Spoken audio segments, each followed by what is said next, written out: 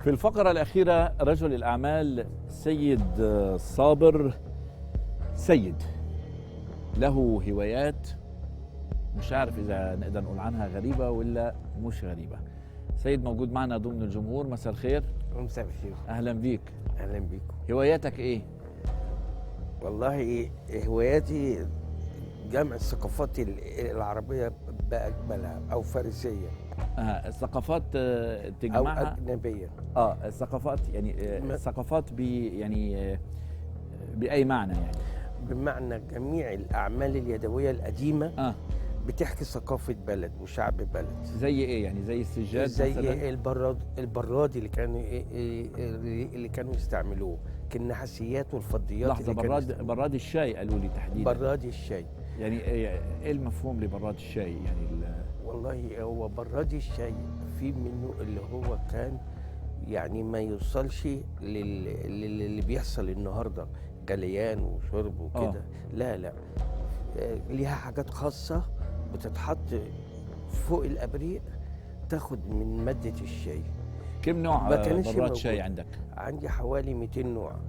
200 نوع من كم بلد؟ من جميع الدول العربية بدون استثناء. عربية؟ ومن إيران وباكستان وأفغانستان والهند. بتتاجر فيهم؟ لا ولا حتى السجاد؟ ولا السجاد. بس السجاد ثمنه غالي قوي. والله يعني إذا بتجيبه ما بتتاجرش فيه يعني هيكون مصروف كبير. أنا ليا صديق شخصي قعد يبكي لما سجادته اتباعت في مزاد في دبي ب5 مليون دولار، وقعد زعلان جدا. يقول لو اعرف قيمتها ما كنتش بعتها، لان السجاده كانت بتحكي حكايه ملكه سبأ وسيدنا سليمان. عندك سجاد بالقيمه دي؟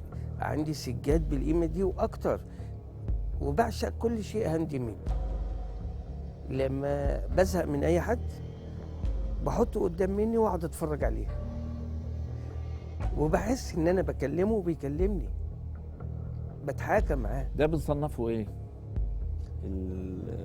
الهوايه دي بنصنفها ايه؟ انها برضو هو يعني بيسعى الى تحقيق ذاته برضو في هذا الاتجاه. يعني هو حب الحاجات دي وركز فيها. خلينا نشوف التقرير. يلا.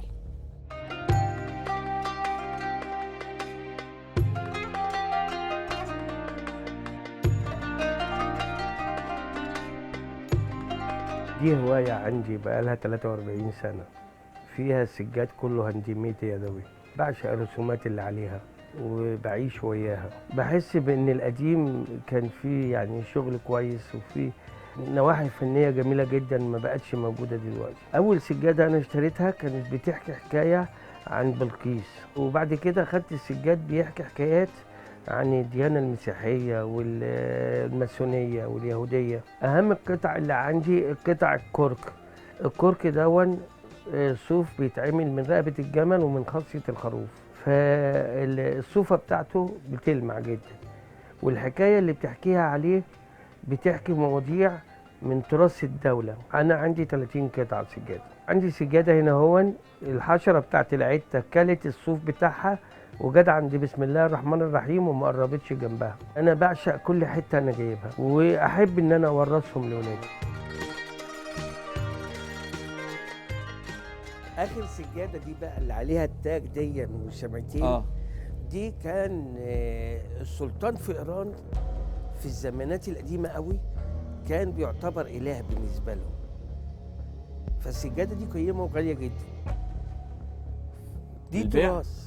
حكيتها واحدة ست قاعدة في ست بيت فاضية ما عندهاش حاجة، قعدت حكيتها على السجادة. طب بتبيع حاجات منهم ولا لا؟ لا. إذا انعرض عليك حاجة بتبيع ولا لا؟ لا. هدية؟ ممكن تدي حد هدايا منهم؟ ممكن، بس لو حاجة أنا يعني ملهاش تقدير عندي شوية. يعني حد مذيع لبناني تحبوه في مصر ممكن تهديه حاجة منهم؟ احنا نحب كل اللبنانيين. الله. فهو طلع مني خالص، ما علقش على الموضوع.